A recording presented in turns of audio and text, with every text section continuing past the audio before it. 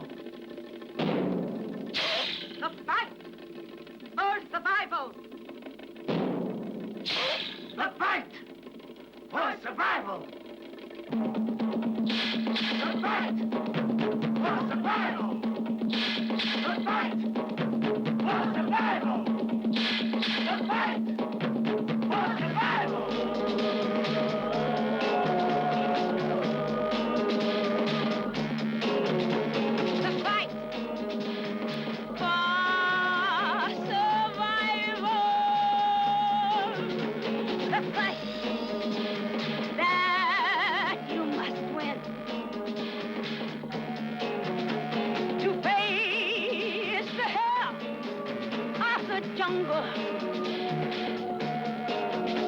And vow you'll never give in.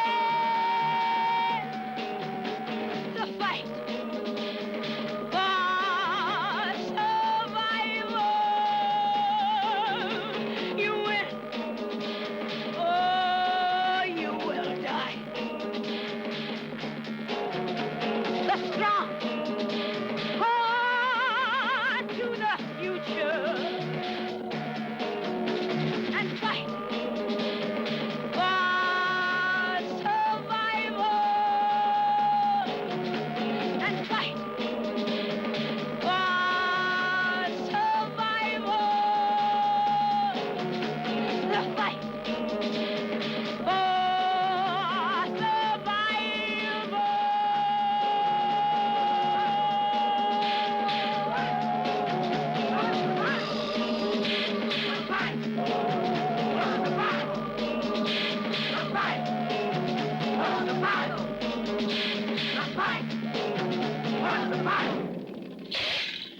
The fight for survival! The fight for survival! The fight for survival!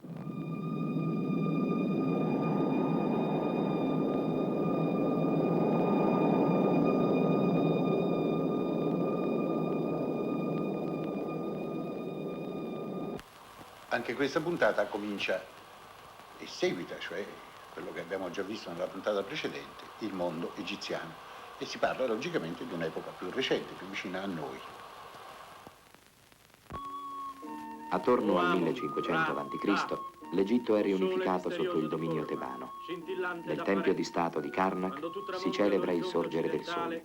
Tu crei le tenebre e la notte, e la terra è in tenebra di morte dalla quale tutte le bestie striscianti e mordenti escono fuori. All'alba, quando tu sorgi all'orizzonte, esse fuggono e si nascondono. Gli uomini si svegliano e si rizzano in piedi. Tutto il mondo essi compiono con la loro fatica e il loro lavoro. O Dio, o Sole, come sono multiformi le tue opere. Con saggezza le hai fatte tutte.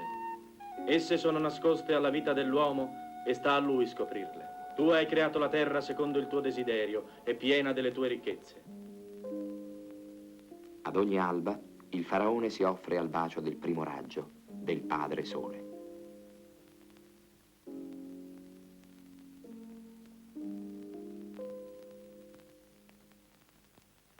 Omaggio a te, o sole. Ora, vieni a me, illuminami, indorami. Omaggio a te, o sole. Ora, potere supremo. Tu che rinnovelli la terra, che schiudi ciò che essa racchiude, tu sei il corpo di colui che rinnovella la terra. Omaggio a te, ora, potere supremo, infiammato, eterno, che bruci i tuoi nemici, fiamma che produce lingue di fuoco. In 25 secoli, l'Egitto attraversa molte fasi di grandezza e di decadenza. Il culmine della sua espansione si ha dopo la cacciata degli invasori Ixos. Conquistate la Fenicia e la Palestina, grazie anche all'utilizzazione della ruota nei carri da guerra, l'Egitto espande la sua influenza in un arco vastissimo. Creta, le isole Egee, il regno Ittita, il regno di Mitanni, la Siria e la Babilonia. A sud si spinge fino alla quarta cateratta. La carovana della terra di Nubia è ormai a 800 cubiti reali di qui, maestà. Vita, salute e forza.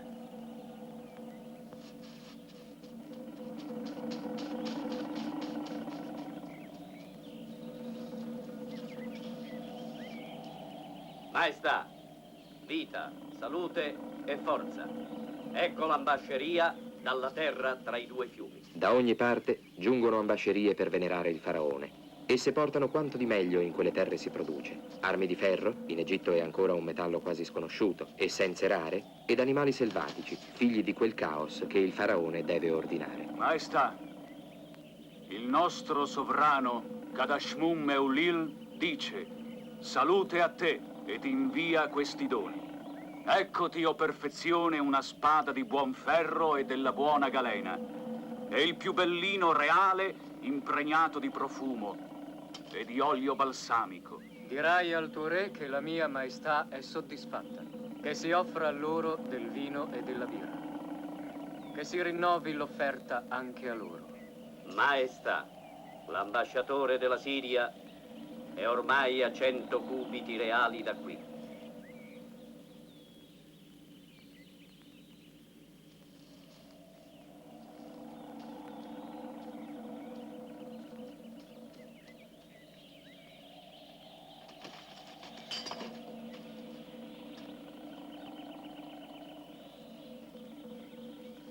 O Re, o luce, o sacra grazia divina, il nostro sovrano invia a te queste offerte di incenso, di mirra e di trementina, affinché tu le voglia bruciare dinanzi agli dei dai quali tu, maestà, discendi. Vita, salute, forza. Sacra Maestà, vita, salute e forza. Giunge per inchinarsi a te dalle terre poste al di là delle cateratte, dalla terra che si trova sul cammino del sole, l'ambasceria della terra di Nubia.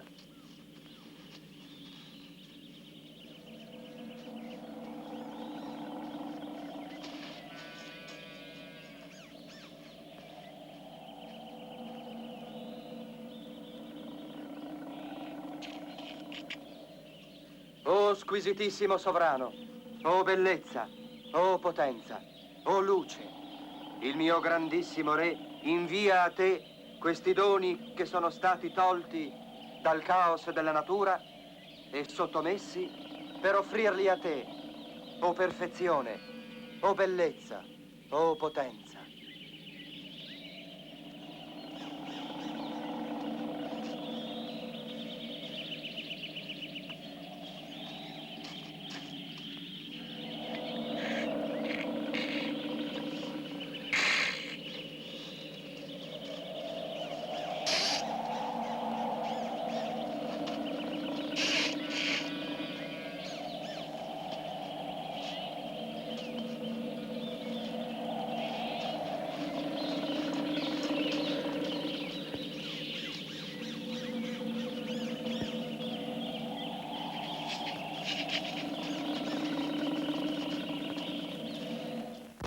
La potenza faraonica è sempre legata alla sapiente e capillare organizzazione agricola che è alla sua base. Come sappiamo, la vita dell'Egitto è condizionata dalle ricorrenti piene del Nilo. Si è sviluppata l'idrologia. Dapprima le acque del fiume erano sfruttate in modo rudimentale, con sbarramenti trasversali che racchiudevano bacini dai quali veniva fatta defluire l'acqua superflua dopo che il fertilissimo fango si era deposto sulle terre circostanti. In questi tempi i sistemi si perfezionano. Si dà inizio alla costruzione di sbarramenti anche sul fiume stesso, che ne regolano in qualche modo il flusso. Si costruisce e si scava un'imponente rete di canali.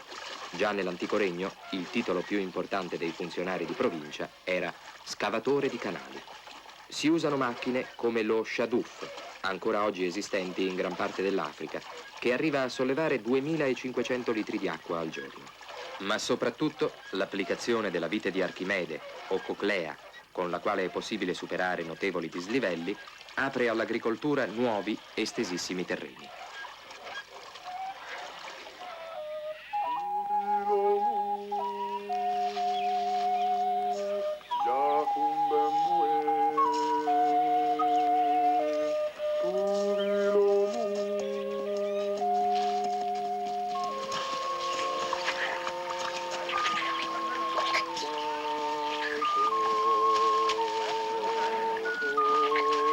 gesti agricoli, apparentemente usuali e familiari, non sono un atto ordinario. Da loro dipende la vita di tutto un popolo e sono profondamente legati al ciclo cosmico. In questa civiltà agricola sono intesi come gesti religiosi, rituali. Ecco il significato. I semi, morti in apparenza, vivranno di nuovo portando ancora la vita. I semi sono l'immagine del dio morto, Osiris, che grazie alle magie di Isis, la sua sposa, riprende vita e regna ad Occidente. Osiris è stato il pastore perfetto del suo popolo, che ha man mano civilizzato, ma è stato ucciso da un suo fratello, Set, e gettato nel Nilo, dove i pesci hanno cominciato a divorarlo.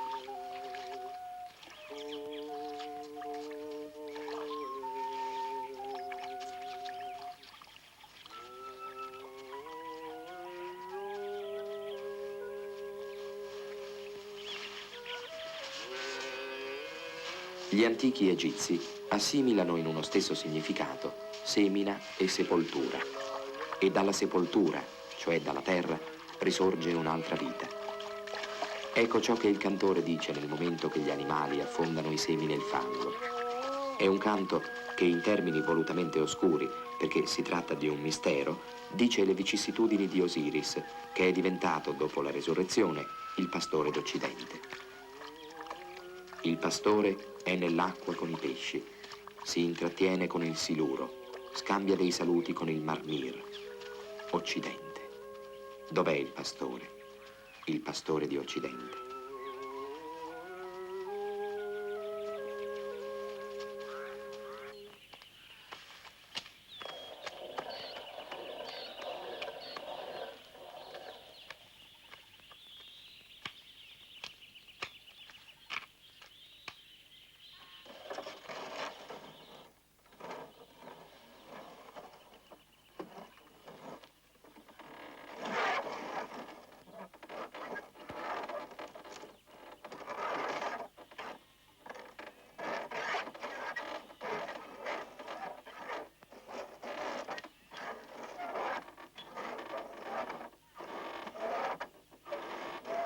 I telai orizzontali, invece che verticali e più grandi, in definitiva sono uguali a quelli più antichi, ma il loro modo di usarli è diventato perfetto. Filare, tessere sono ormai un'arte. Tessuti di lino, lavorati 40 secoli or sono con macchine di legno azionate a mano, presentano ancora oggi un ordito così fine che solo con una lente è possibile rilevarlo. Gli operai sono uomini liberi. Per ogni mestiere costituiscono una specie di casta e i figli continuano l'occupazione dei padri. I liberi artigiani, in generale, sono organizzati da un capo operaio che vende il loro lavoro in blocco e li paga individualmente. Non mancano gli scioperi e tra i motivi che giustificano l'assenza dal lavoro sono previste varie cause, tra le quali la malattia, il sacrificio agli dei o la pigrizia.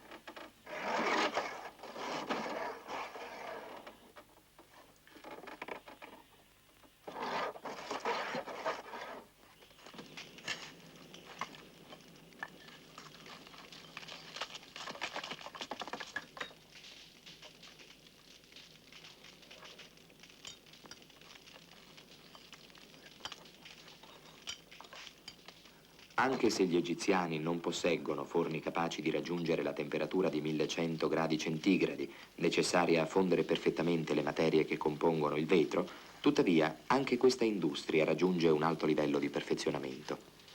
I vetri che si ottengono sono opalescenti e delle bolle d'aria restano presenti nell'impasto imperfettamente fuso. Questa caratteristica conferisce loro una particolare bellezza. Il colore verde cupo della maggioranza di essi è dovuto alla presenza di ossido di rame.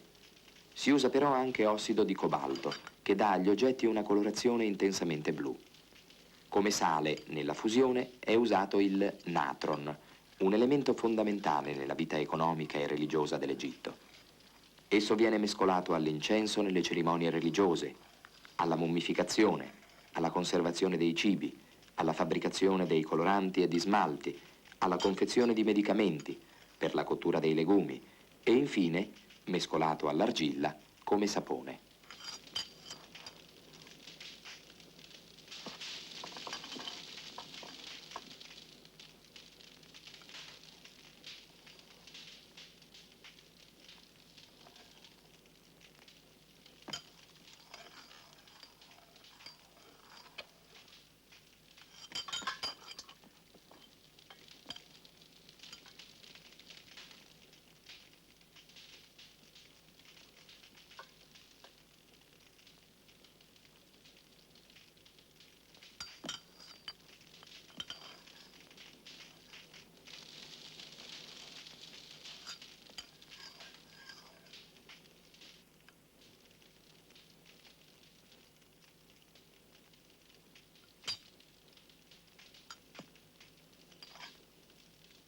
Fin dalle primissime dinastie, gli egiziani hanno imparato l'arte di fondere il rame con lo stagno per ottenere il bronzo.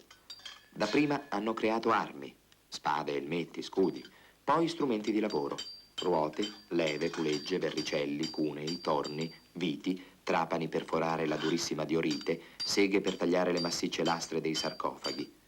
Non avendo minerali, l'Egitto li ha cercati in Arabia e in Nubia. Per molti secoli lo sfruttamento delle miniere è stato monopolio del faraone.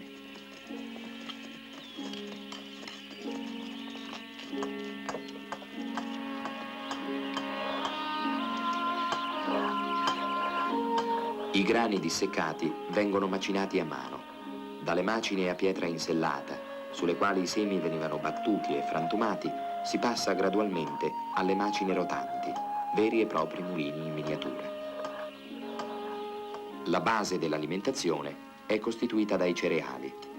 Esistono circa 30 tipi diversi di pani e di focacce, alcuni conditi con spezie o datteri. L'orzo e il farro sono usati per la fabbricazione della birra, di cui se ne conoscono 19 tipi dai nomi poetici come l'apportatore di abbondanza, l'apportatore di gioia, il celestiale, la giunta al pasto, il buono e il bello. Altri generi alimentari assai comuni sono fagioli, piselli, lenticchie, ma si coltivano in quantità limitate da precise regole di carattere religioso. Numerosi sono gli ortaggi e la frutta.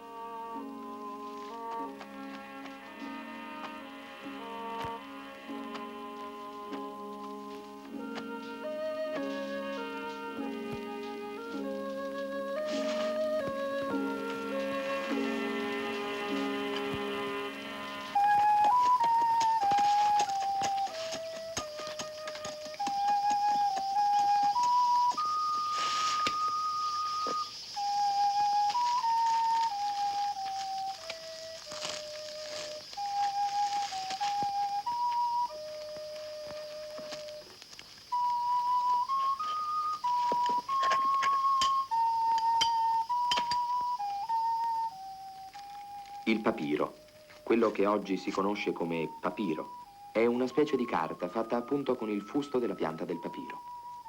Esso viene tagliato a strisce che sono disposte in 2 strati sovrapposti, l'uno trasversale all'altro.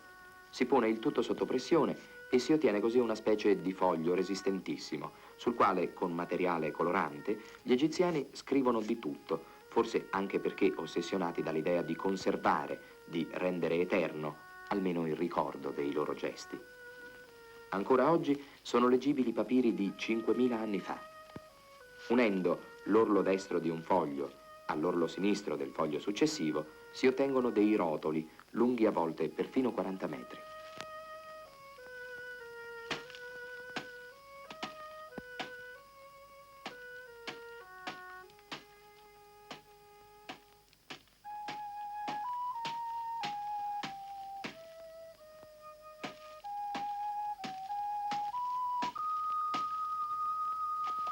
Passami il peso. Il papiro è stato per l'antico Egitto importante quanto il Nilo. Tutto viene registrato scrupolosamente dallo scriba, personaggio immancabile in ogni attività privata o pubblica. Nella vita quotidiana si annota il lavoro fatto e le mercedi pagate, i prezzi e i costi, i contratti, i testamenti. Si computa il bestiame da macellare e il grano raccolto. L'uso del papiro, materiale particolarmente leggero e resistente, permette l'organizzazione di un regolare servizio postale e quindi un rapido e costante diffondersi delle notizie.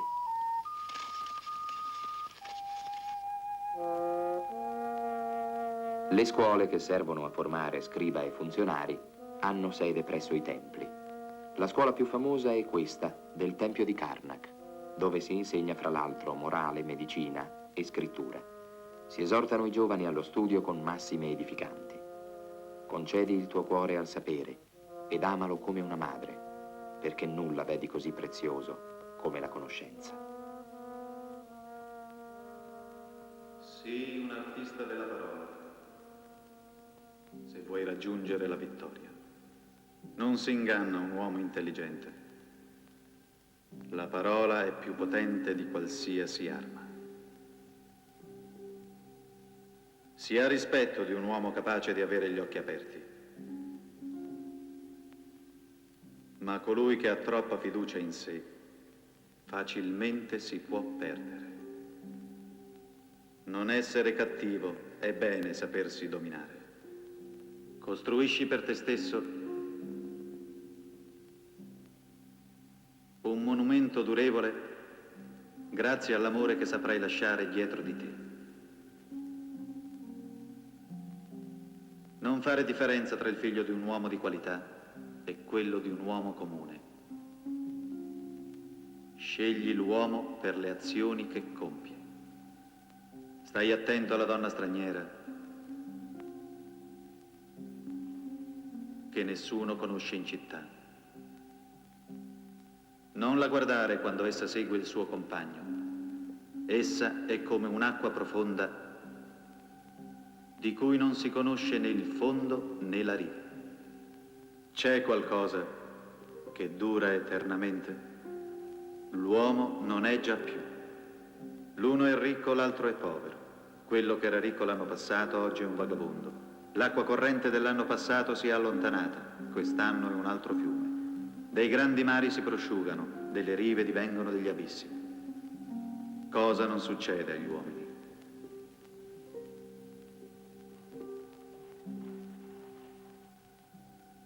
Quando il tuo messaggero verrà a cercarti, fa che egli ti trovi pronto ad andare al tuo luogo di riposo con queste parole. Vedi, colui che si è preparato per te viene. Ma non devi dire mai: sono troppo giovane perché tu venga a prendermi. La morte viene. Tu non puoi conoscere l'ora della tua morte. Essa prende il pargoletto che è nel grembo della madre, come colui che è vecchio. Molto è stato condotto all'ordine dal caos originario. La fame non è ormai più un assillo urgente per gli uomini, ma la vita rimane precaria a causa delle malattie. Cosa sono le febbri puerperali, le morti da parto? Perché è tanto alta la mortalità infantile? Perché tante sofferenze? Perché i dolori? Perché quelli articolari, quelli addominali, e di capo e di denti? Certamente per guarire è importante rimanere nella benevolenza di un Dio. Ma è bene anche sapere, il fegato è la sorgente del sangue, dal quale poi ha origine la carne. Anche il cuore è assai importante alla vita. Infatti lo si sente pulsare in varie parti del corpo. Ma ora passiamo alle sostanze medicamentose che esistono in natura. Alcune di esse sono l'allume, il rame, la calce, il ferro, la magnesia, il mercurio, il piombo, lo zolfo, la potassa e la soda. Ma anche l'assenzio, la camomilla, la genziana, l'hascish, il giusquiamo, la noce moscata, l'oppio, il tamarindo, lo zafferano, il timo, la cantaride, la lucertola, la tartaruga, la bile di certi pesci, l'intestino di antilope, i vermi della terra, i serpenti, i coccodrilli. Ora scrivo la parola sole, Ra. Questa è la parola casa, per, indicata dalla pianta della casa. Qui la parola è rappresentata pittograficamente, cioè disegnando l'oggetto che si descrive, e per farlo capire ci metto vicino un piccolo segno. Ecco per esempio l'avvoltoio, A, e la bocca, Ra. Questo è il piccolo segno di cui vi parlavo. Gli stessi segni possono però essere usati per indicare i gruppi di consonanti della parola che si scrive. In questo caso si mette accanto un segno che raffigura la categoria di oggetti che si vuole rappresentare. Per esempio, il gruppo di consonanti G, questo che sto disegnando, nella parola giara ha l'aggiunta del vaso di granito. Ecco. Nella parola ammarare ha invece il picco di legno e la barca. Così. Il gruppo Mr, rappresentato dalla civetta, M.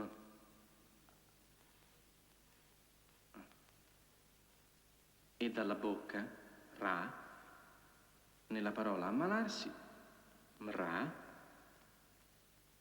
ha accanto il passero del deserto che indica dolore e disgrazia.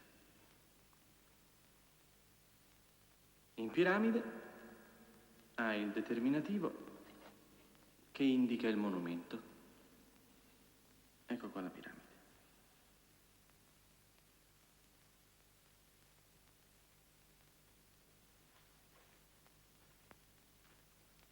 Il faraone è l'unico depositario delle leggi del comando. Perciò soltanto a lui spetta l'educazione di colui che gli succederà, suo figlio. Imita i tuoi antenati. Hanno assoggettato le loro genti per il loro sapere. Ecco, le loro parole permangono nei loro scritti. Leggi, e tu imiterai il loro sapere, diventerai esperto solo dopo aver appreso la loro scienza. Pratica la giustizia e durerai sulla terra. Calma colui che piange, non opprimere la vedova, non cacciare un uomo dalla proprietà di suo padre. Stai attento, non dovrai mai punire ingiustamente i tuoi sudditi. Piega la folla ed allontana da lei la fiamma.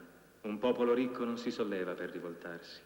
Non lo impoverire, in modo che non sia spinto alla rivolta, perché i poveri fomentano gli scompigli. Arricchisci contadini e cittadini, renderanno grazie a Dio per i tuoi doni.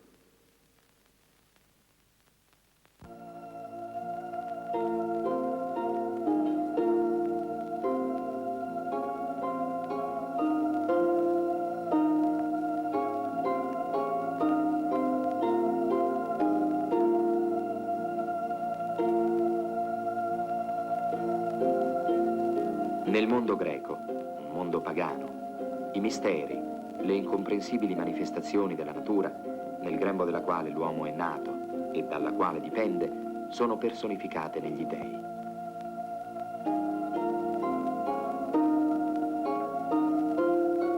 Essi sono concepiti in forme umane, con passioni umane, sono giusti e prepotenti, saggi e capricciosi, lascivi, vittime di passioni amorose, di gelosie, rivalità. Gli uomini, per propiziarseli, quindi per propiziarsi la natura, sacrificano agli dei: Zeus, Era, Atena, Artemide, Afrodite, Hermes, Ares, Esculapio.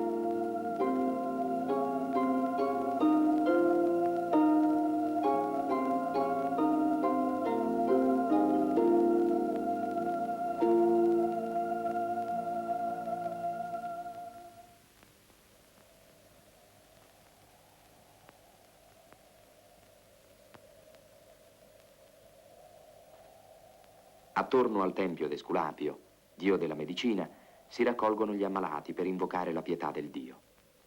Ippocrate, il più celebre medico dell'antichità, ha tratto profitto da tutti quelli che oggi chiameremmo ex voto, appesi alle colonne del tempio. In queste tavolette, per ringraziare il dio per una guarigione o per implorare la sua misericordia, si descrivono i sintomi del male che affligge l'ammalato. Ippocrate, avvalendosi di questa casistica, ha posto le basi per la diagnostica, un altro passo decisivo per far divenire la medicina una scienza.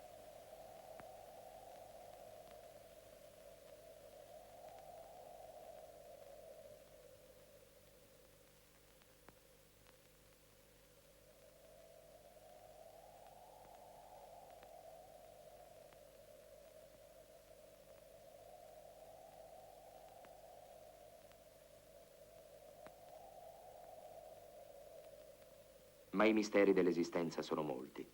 I timori restano. Tutto sembra dipendere dalla sorte, dal fato.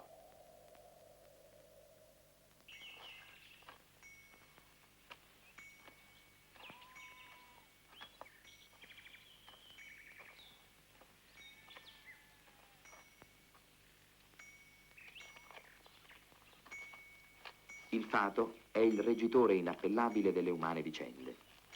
Spesso negli antichi riti non ci si rivolge ad una divinità ben definita, ma si invoca la protezione delle forze naturali. L'uomo non ha alcun potere sullo svolgimento dei processi della natura. Si limita perciò ad appellarsi al destino, cercando di propiziarlo con sacrifici.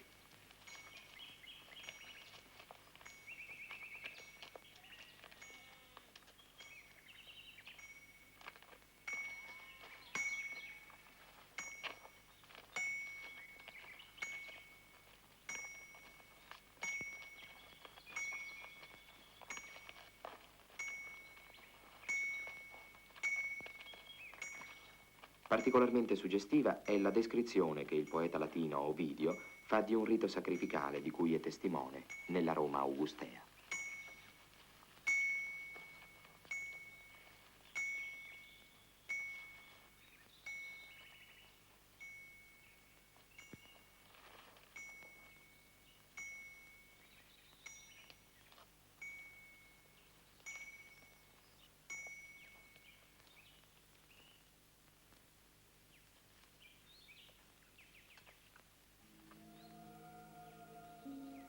Ti prego, o aspra ruggine, risparmia i germi del grano e fa che le morbide cime ondeggino a fior di terra.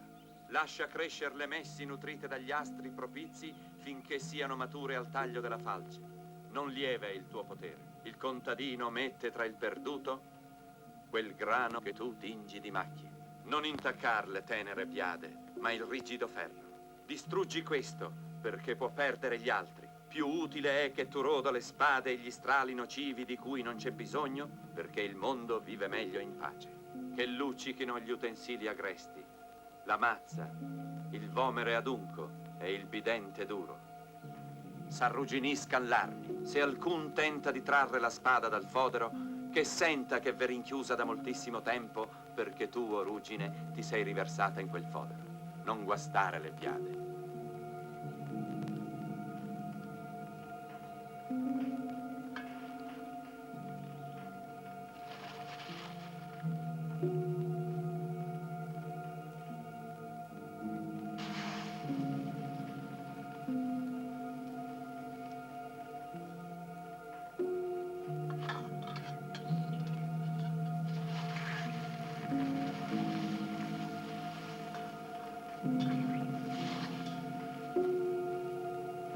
Possano sempre i coloni sciogliere i voti affinché tu sia lontana dalle messe.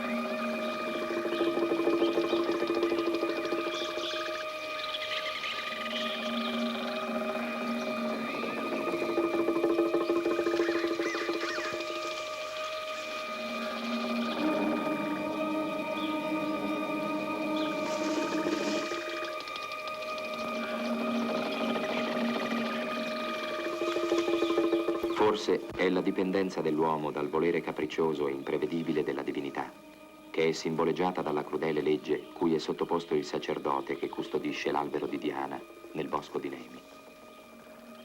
In questo bosco sacro cresce un albero, intorno a cui si aggira in ogni momento una truce figura.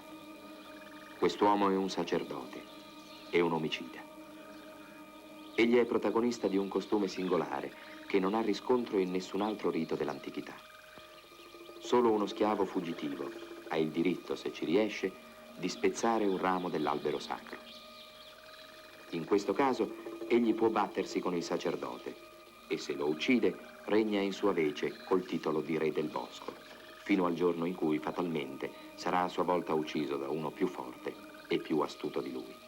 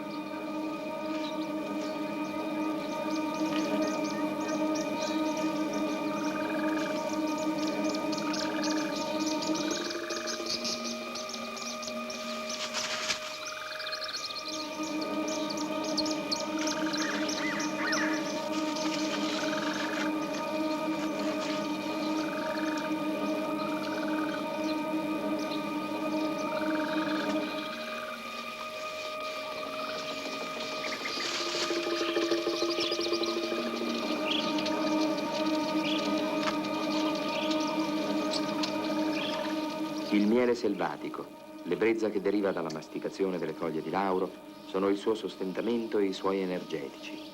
Quando guarda o è guardato, e caccia l'uomo o ne è cacciato.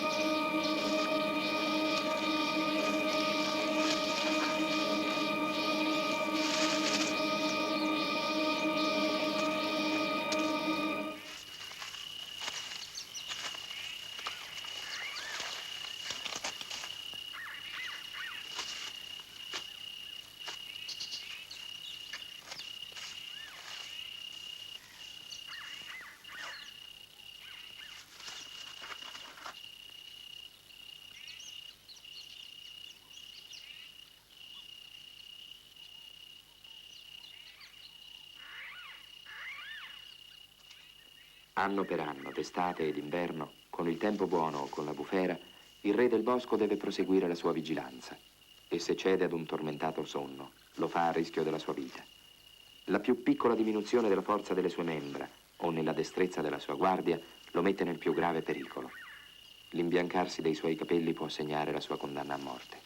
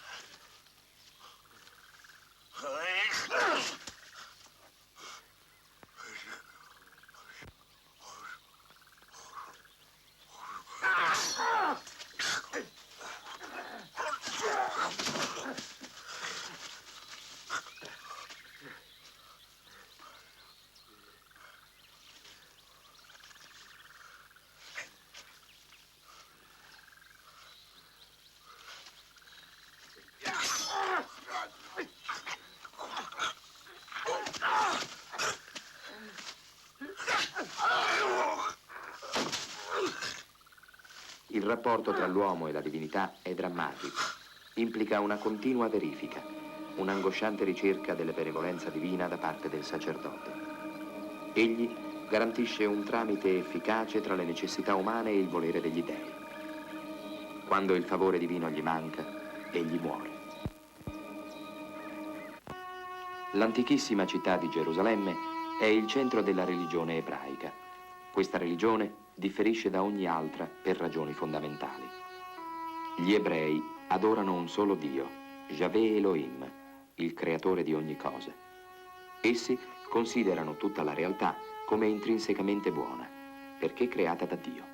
Se il male è entrato nel mondo, ciò è opera della libera volontà dell'uomo che Dio ha fatto a sua immagine e somiglianza e che ha benedetto con la sua donna dicendo: crescete, moltiplicatevi, riempite la terra e soggiogatela. Abbiate autorità sui pesci del mare, gli uccelli del cielo e su tutti i viventi che si muovono sulla terra. Il lavoro, a differenza del mondo greco-romano, è compiuto dai cittadini, non dagli schiavi, ed è il segno della considerazione che l'uomo ha dei grandi doni di Dio, la vita e la natura che è a sua disposizione. Nel Tempio di Gerusalemme è custodita l'Arca dell'Alleanza, simbolo della presenza di Yahweh Elohim in mezzo al suo popolo. È l'unico luogo di culto dove gli ebrei sacrificano al loro Dio. Gli ebrei credono che Dio li ha scelti fra tutti i popoli, ha fatto con loro un patto e ha promesso che in loro sarebbero state benedette tutte le nazioni. Ha promesso di mandare un Salvatore, un Messia.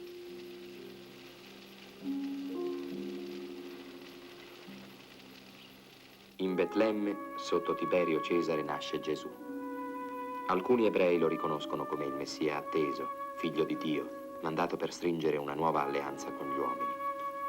Ma i capi del popolo ebreo, d'accordo con i romani, crocifiggono Gesù. Dopo la sua morte, i suoi discepoli annunciano che Gesù è risorto. La loro predicazione è un seme destinato a sconvolgere il mondo.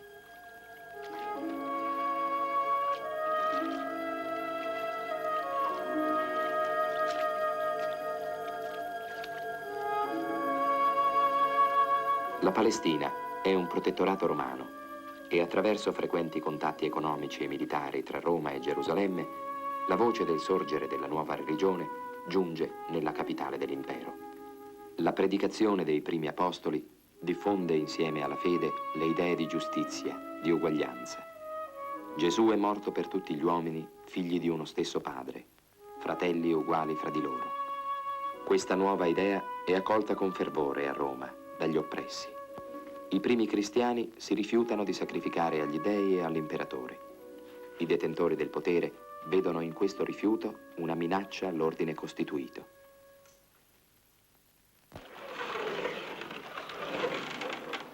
Il progressivo sviluppo del cristianesimo, il timido apparire delle prime rozze macchine, modifica lentamente il mastodontico apparato dell'impero romano, che comincia a scricchiolare in più punti.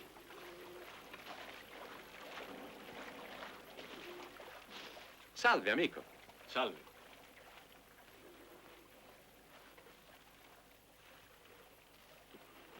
Che fai qui su questo monte Gianicolo che sembra destinato a procurarci sempre dei guai, dando ricettacolo ai plebei?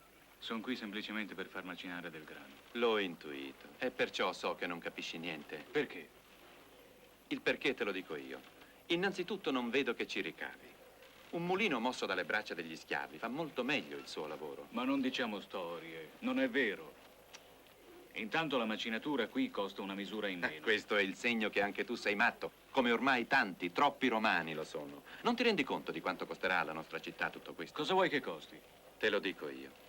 Immagina un po' il caso che si diffonda l'uso di queste barbare macchine. Che cosa accadrebbe? Che avremmo sempre più liberti e sempre più confusione. E allora? E allora si diffonderebbe sempre più anche quella religione orientale che predica l'eguaglianza di tutti gli uomini, non più schiavi e padroni, dicono. Certo, c'è una tale confusione. E questo è ancora niente. La nostra città cadrebbe certamente in preda al caos, non più guidata dal nostro sapere, ma soltanto dalla loro forza bruta, sparirebbe certamente dal mondo. Tu dici? Certo, lo dico e lo affermo. Non credi di esagerare? Non esagero, pensaci bene. Ma tu credi proprio che sia meglio non servirsi di quelle macchine? Nel modo più assoluto. E poi, da dove vengono? Dai paesi barbari. Quindi ci sono nemiche.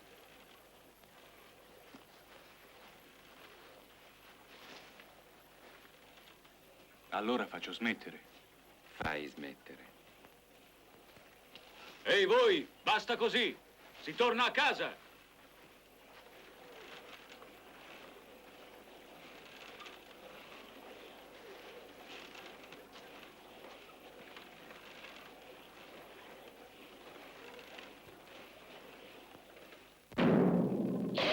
The fight for survival.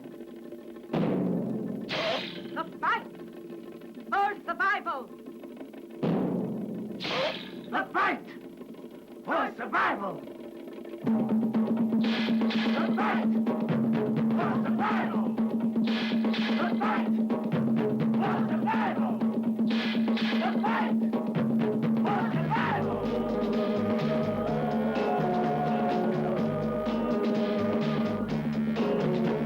The fight for survival. The fight that you must win. To face the hell of the jungle and vow you'll never give in. The fight for survival. You win, or you will die. The strong hold to the future and fight for survival. And fight for survival.